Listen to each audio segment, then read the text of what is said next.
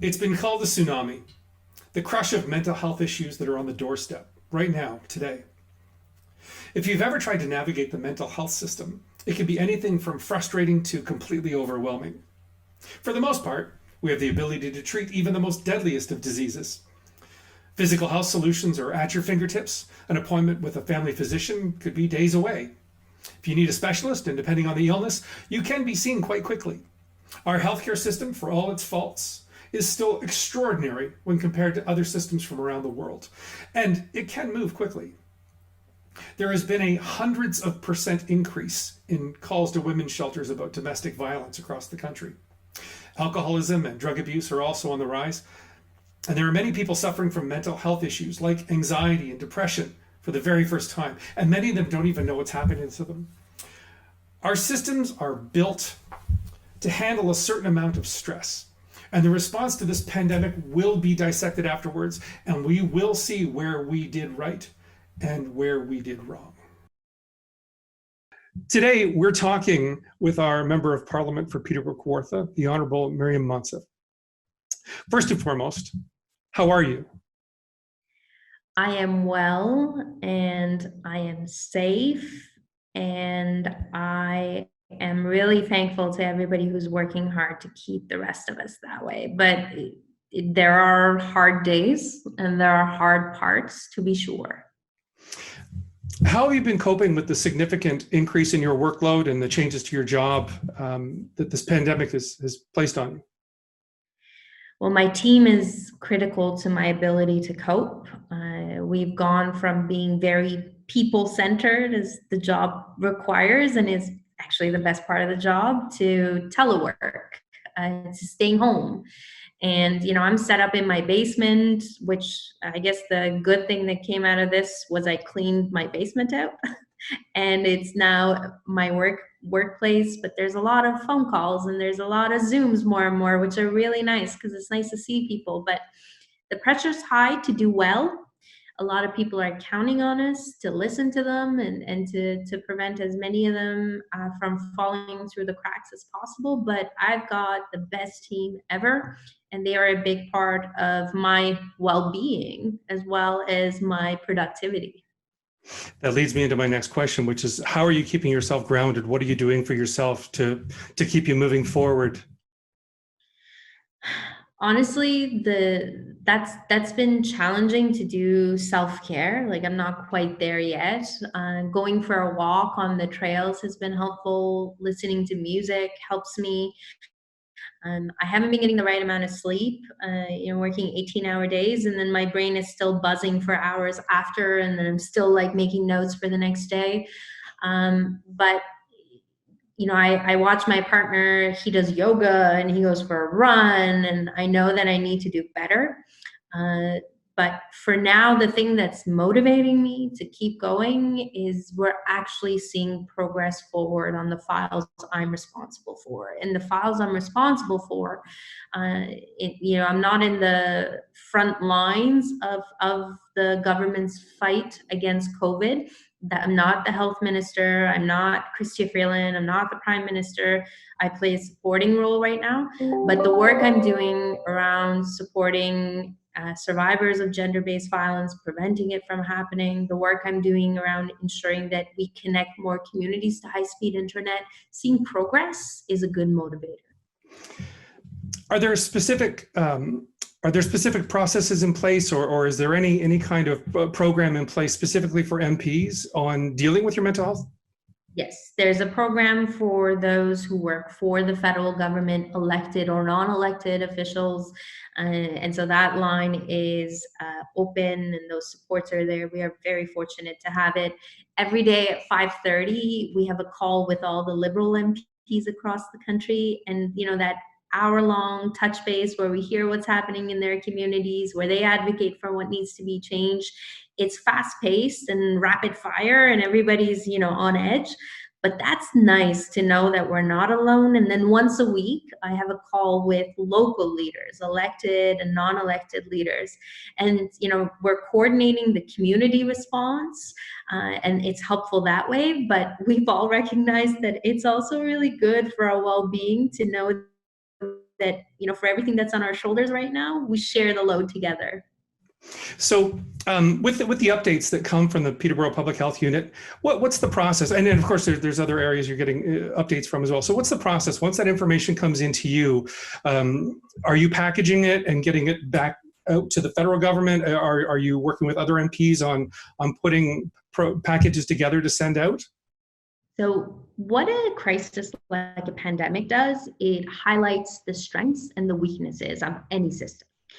And those who are already vulnerable are even more vulnerable, but the strengths of a system shine. And our public health system, with the local leaders connected to a network in their regions and then connected to the province and then connected across the country, that is a treasure that we all need to work hard to protect. Dr. Salvatera and her team are doing a great job. That information, and she's telling us today, is that they have a huddle, those who work in this, and there's an advisory that then advises the federal government. So the public health side of things is not MP driven. There's a very thoughtful, responsive system in place for that connectivity and that communication. And of course, premiers and the prime minister and the deputy prime minister are in touch regularly too. That leads me into the next question, which when I wrote it this morning was a different question, but I've had to change it because today it's been a different day. Some of your critics have expressed disappointment in what they've seen as a lack of communication coming from your office. But today you've changed that. You were part of the Peterborough Public Health Unit press conference. You were on the radio as well today, and you're joining me today. Are we going to see that continue? Do you expect to continue participating in getting on television, getting on the radio, getting in front of people from here forward?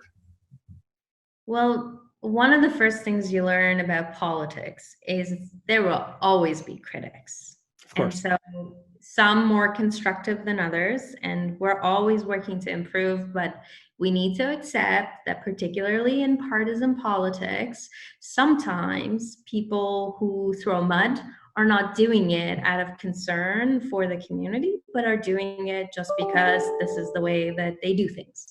And I accept that and I take it. My team has done an amazing job. The work that we've done, we may not be out there bragging about what we're doing right now because we are in the middle of a pandemic and we are responding to it. We've reunited over 50 families in our community who had loved ones stuck abroad when the borders closed. And anybody who's been in a situation like that knows that that's hard. We've worked and directly connected with hundreds of businesses, thousands of folks in the community who needed access to financial supports. We've been there for them. Every week, I have brought together our elected leaders, so our MPP, our mayors in the city and municipalities, the chiefs, the business advocates, nonprofit leaders, so we can check in. I provide them with an update and take their concerns back to Ottawa. I've definitely been in the news. My social media feed is like the place to go for up-to-date information. I will say though, it now feels like after 8 weeks of working 18 hours a day to get going and have 2 positions around the cabinet table, it now feels like the ship is steadying. The stuff we were working on the inside are steadying. We have processes in place. And if people want to see more of me, careful what you wish for, because you just might. But my team and I are always here to serve you. Call or email us at the office. We are inspired by you. It's why we do this work. And we're always going to have your back. And to people who criticize for the sake of criticizing, the thing about this country is in times of crisis, we come together and we take care of each other. And we don't look for credit. We just do it because it's the right thing to do. And that's what my team and I are motivated by. So from my own personal perspective, as somebody who does support you, and I support the party that you belong to, I don't think we're just talking about mudslingers. And again, this is completely a personal personal position on this. There are definitely the mudslingers. I see it, and there are people that are going to be unhappy with whoever there is in charge. As if they're a liberal, they're going to be unhappy, the same as there are many liberals that will be very unhappy if it's a conservative leader. I'm not talking about those people. I'm talking about people that, like myself, that maybe I missed it. Maybe there could have been a little bit more. Maybe there were some things that could have been done slightly differently. I know that when we look at disasters and we go back and we pull them apart later and try and figure out what went right, what went wrong, it's always easier afterwards to find the things that went wrong. Do you feel like everything's been handled as best as it possibly could, or have you actually seen some things that you've needed to have fixed, or you've seen other people within the government have to address and fix in order to address this pandemic? The Prime Minister, the Chief Medical Officer of Health, Premier Ford, everybody's been asked this question. And, we find ourselves in an unprecedented situation. There's no playbook for this.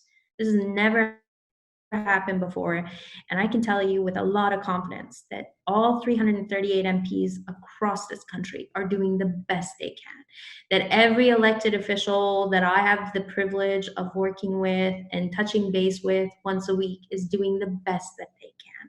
Ryan and I, my communications director, we host once a week a press conference, a telepress conference, and we invite media to, and we know that journalists are doing the best that they can. We don't have the luxury right now of spending a lot of time looking in the rear view mirror. We are focused on today, and we are focused on tomorrow and how to build back better. So back to mental health for a moment. As the increase in mental health issues begin to surface, does the federal government have any plans to review the current responses that they have and prepare themselves to help guide our healthcare systems as we come out of this? I started a mental health advocacy group when I was at Trent University. It's one of the reasons I was excited to hear about your show taking off and about being part of it. So I want to congratulate you. This was in 2008, and the group still exists. It's called Trent Active Minds. And I started that group because, there were too many people suffering in silence. 3 out of 5 or 4 out of 5 Canadians experiences mental illness. And that doesn't include those who are affected by their loved ones having experienced mental hardship.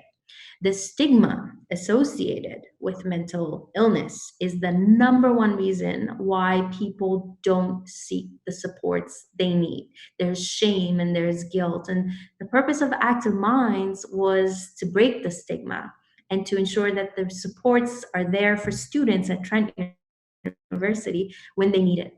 The pre-pandemic state of things is really important. When we formed government in 2015, we signed a new health agreement with provinces and territories because it is their jurisdiction, of course, health. We, for the first time ever, put money aside for home care, $7 billion, and we put $5 billion aside for mental health. And particularly for youth mental health, because if you're between the age of 16 and 24, you're at that risk of onset for mental illness. What COVID has done, understandably, is add stress and anxiety to people's lives. It's a powder keg in many ways, and add to it the social distancing, the physical distancing, the isolation measures, challenges around income, and you have, as you had mentioned, a tsunami in waiting, and we are definitely mindful of it. The Prime Minister and our Health Minister, Patty Hajdu, announced hundreds of millions of dollars for a new health portal. This is a mental health portal. Visit wellnesstogether.ca, and this is a website that'll connect you with social workers and experts who can help you or those who need the help. We are also having conversations with women's organizations to strengthen their helplines. We added money to the kids helpline because those little ones who are not in school, their whole world is turned upside down, they are struggling. And then of course, so are their parents. Once we get out of COVID and pandemic mode, though. There is a recognition that our economic recovery cannot happen without mental health recovery. People, businesses, business owners, parents, they're under a lot of stress and anxiety right now. The kids who have been vulnerable, the people who are vulnerable, there's real trauma being endured. And crises like the fires at Fort McMurray, what they taught us was you can't just resume after the fire and expect people will be fine. You can't put the kids in the classrooms and expect them to just keep going. People had been traumatized and they needed help, and we get that. And part of our building back better work that's happening now with the federal government, we're thinking about it, we're not out of the woods yet, but we're thinking about it, is how do we support Canadians? We already had a dementia strategy, for example. How do we further support Canadians so that their mental wellness is tended to as their financial and social well-being is too? It's interesting you bring up the $5 billion. That was actually next on the list of questions to ask. And I see that we're running out of time. So you know what, I'm going to skip that. The short version of that question is the $5 billion. Do you feel that the government may need to reevaluate that $5 billion mark for the entire country and all the territories for everybody? Do you think we're going to have to increase that? Because the number of people that had mental illness challenges 8 weeks ago has gone up quite substantially. So there's going to be a need for more. There's going to be a need for further supports from provinces, further supports from territories, further supports from the federal government. So far, our government has invested some $260 billion to support Canadians during this difficult time. And our number one priority is people, is Canadians themselves. Provinces and territories collectively have spent about $50 billion. That's a ratio of 1 to 5.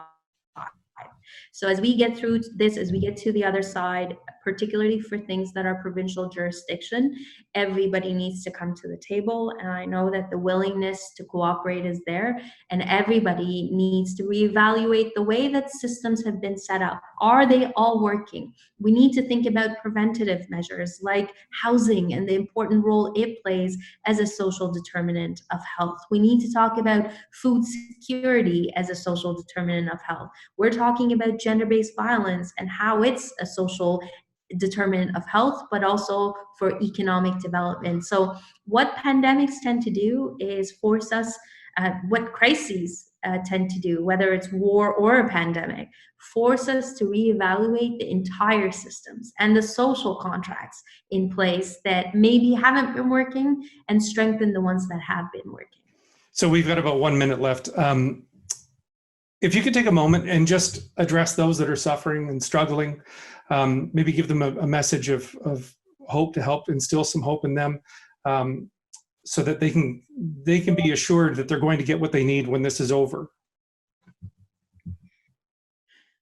If you're struggling, if you're hurting, if you're suffering right now, know that you are not alone. There is suffering happening everywhere. Even the people responsible to take care of this issue and this crisis are suffering. You're not alone. I can tell you that you can reach out to me or my team by email or by telephone. We've got your back. The government of Canada is going to be with you every step of the way. And everybody who's in positions of leadership, they want to take care of the challenges. Ask for help. Don't suffer in silence. This too shall pass. We will get through it. We are Canadians. We've gone through all sorts of hardships in the past.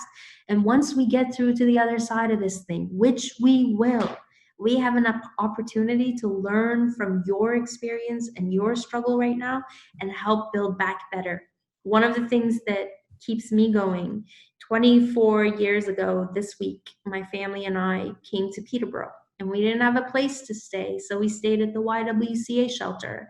And if I had known then that I would, 24 years later in this great country, get to serve in the capacity I get to help those shelters and those organizations, maybe I would have shed fewer tears every night.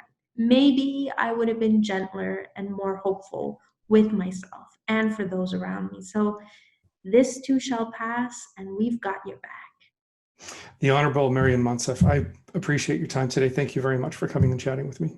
You're doing really important work, sir. Keep it up. Thanks very much. As we see these increases in anxiety, depression, isolation, and suicide, we need to be sure to reach out to those that we know that are struggling. Get the resources in front of them. Let them know that you care and that you're willing to help. Make the call.